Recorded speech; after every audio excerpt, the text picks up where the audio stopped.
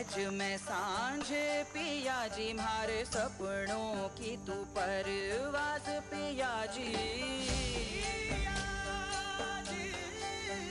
थारो मारो मिलन सो लागे रे साथी जैसो दिया और बाती हो दिया और बाती हम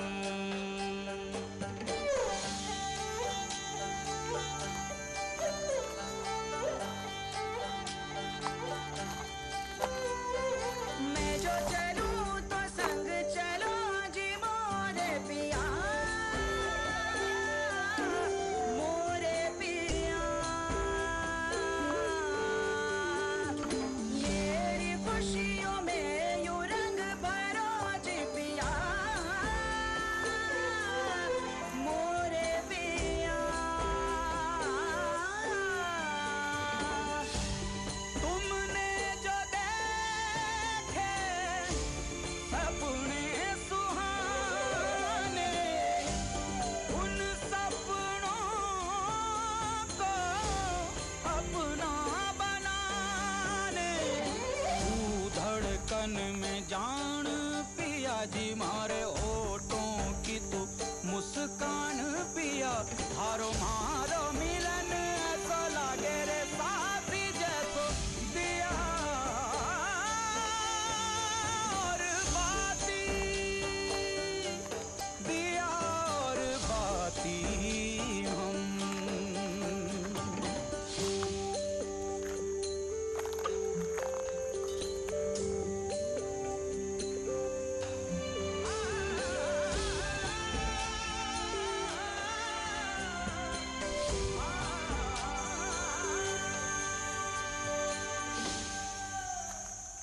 तुम जो संग हो लागे है मुझको सारा जहां अपना मुझे मिलके चलेंगे है ये कसम जो साथ तेरा मुझको मिले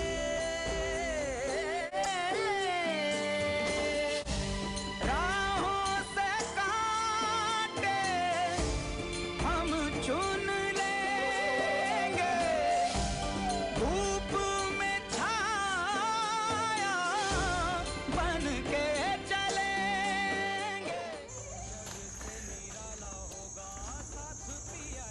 Alright, how's it going? So I just thought I'd do something a little bit different in this video. I feel recently I've been making the same video over and over again. I'm getting deja vu when I'm recording stuff. Building this bungalow has just sort of taken over our lives kind of thing. It's come to dominate the videos a little bit as well, and that's not really my intention of this YouTube channel. Was really just to be more about daily life sort of thing and what's it like on the farm, that sort of thing. Yeah, sometimes when I've like had enough of the bungalow and I want a little break, I walk around the farm and relax a little bit. That's what I thought I'd show you today, what it's like kind of having a walk around the farm. So we've got 200 and something trees. Well, you know, you can walk around and have a look at them, and you've got 200 and something reminders of the progress that we've made since we've been here. So it's nice to see them all growing, and well, yeah, every couple of weeks or so you do notice a difference. Still got a few non-cooperative ones, but yeah, what can you do? Hopefully we'll sort that out at some point. We've been doing that the last couple of days actually. We've been sort of loosening the soil around some of the dodgy trees, see if that helps them out a little bit. This morning Pen got a phone call to let her know that one of her friends has died last night. So one of her school friends, so the same age as Pen, so yeah, quite young really, and you know, completely unexpected. Just died in her sleep last night. That's where Pen is today, so it's a bit of a, you know, bit of an odd day today. The lady has been in a couple of these videos briefly. She lives about 10 minutes over that way with her dad. So yeah, Pen's gone over there today with a couple of other people to, you know, I think that's what they normally do in Thailand, go over and then help out with whatever needs to be done. So you know what it's like when that sort of thing happens. You have a bit of a day of reflection, don't you? You walk around and you have a think to yourself about your life and that sort of thing. And so I was just thinking to myself, yeah, sometimes it is important to, you know, wherever you are and whatever you're doing, just to take some time out and enjoy your day and enjoy like the present, you know, not live in the past or the future too much. I'm guilty of that sometimes. I'm living off like in the future, like next year it'll be sorted out, next year it'll be better, that sort of thing. I've made that mistake quite often throughout my life, thinking like everything's going to be settled next year, it's going to be next year. Next year I'll have the money saved up, next year we'll do that holiday, next year we'll start that business, all that sort of thing. Well, you know, next year might not come, so do it now, you know, as fast as you can. So on YouTube you can see like analytics on your videos, so you can see the gender of who watches you and the age groups of who watches you. And from what I can see, most of the people who watch my videos are older than I am. So I'm 41. I can see that the majority of the people that watch the videos, I think that they're 50 to 60 years old. They're older than me.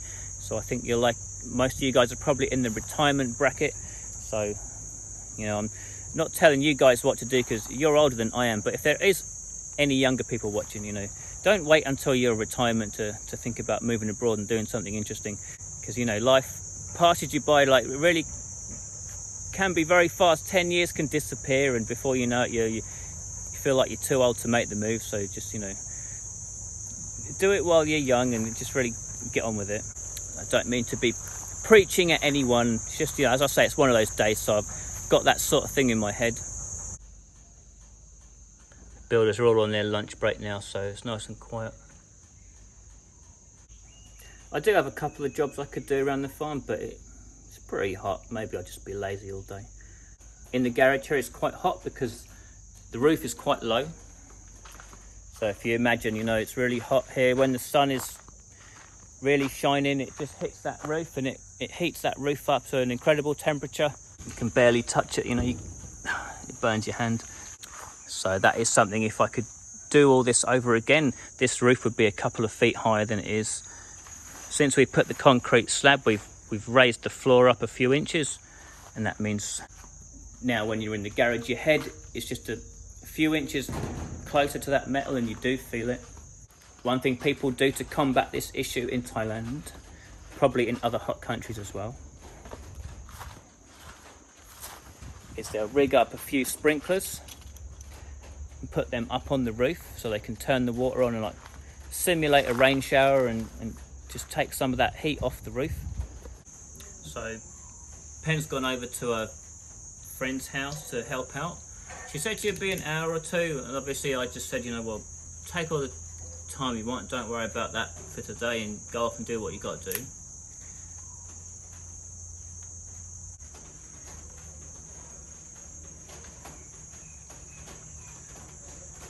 I've been smoking 2 a day now, so I'm on the slippery slope.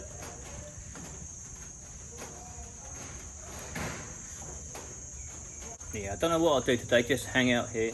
If I get bored, I've got the little motorbike, so I can go off to the hotel or go and get something to eat. The reason I learnt to ride a motorbike originally was because when I was younger, I was off travelling, and I thought, oh, wouldn't it be useful if I could rent a scooter or rent a motorbike? I could really get around, like get around a whole island in a day, that sort of thing. Here we are 15 years later. I never knew I was going to end up in Thailand at the time, but yeah, lucky I did learn to ride a bike. Motorbikes, they always bring up the subject of danger and risk, and in that discussion, the argument that jumped out to me the most, what's most important to me, is that it was someone said that you can't stop living your life in order to save your life. It's obviously a balance between caution and risk, but as far as your life goes, sometimes being overly cautious can be just as detrimental. I actually think caution and being overly cautious, that can be a slippery slope as well. It's Pen's son's birthday today. He was here the other day, remember? And well, he's been saying to Pen that he wants to build a salar here by our pond. So I put up a picture of what he sent us.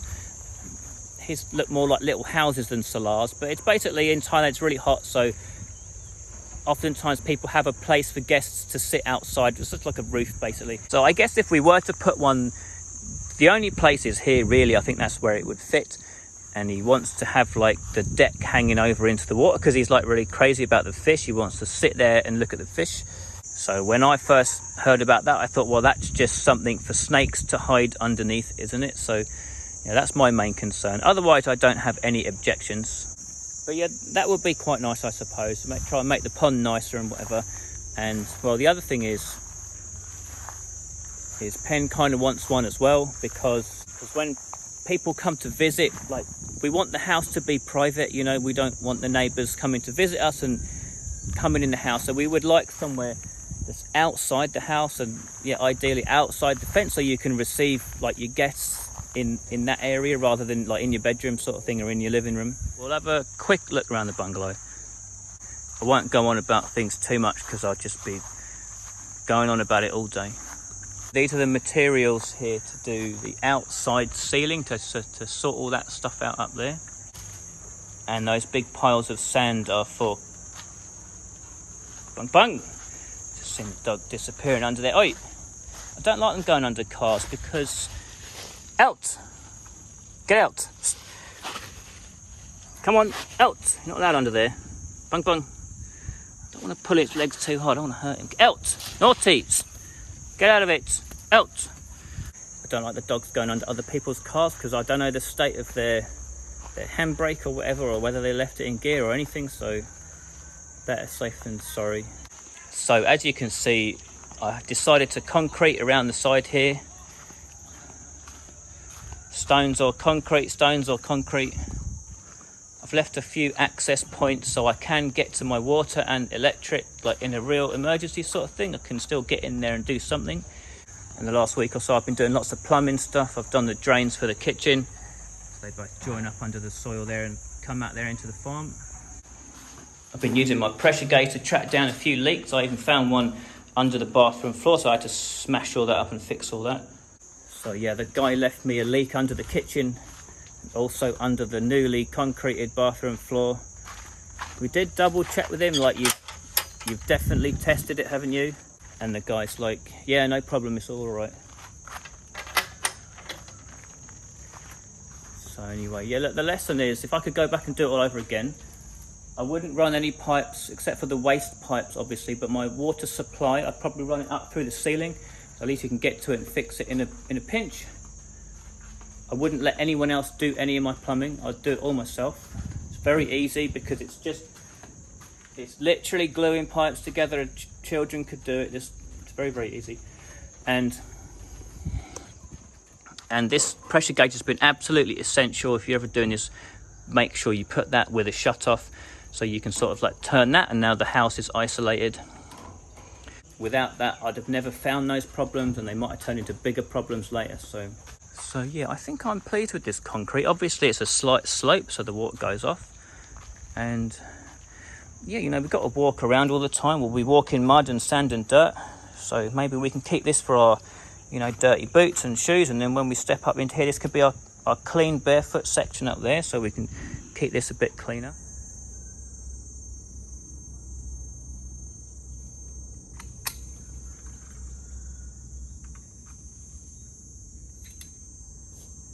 I really enjoy doing the farm and taking care of the trees. The more hard work you put in, the more you can see the results. Get to see them getting taller and the trunks are getting fatter.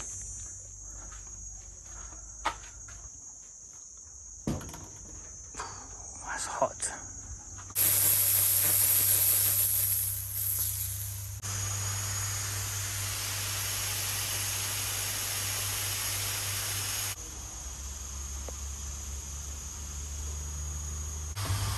Well, that's cool there now. Not hot at all.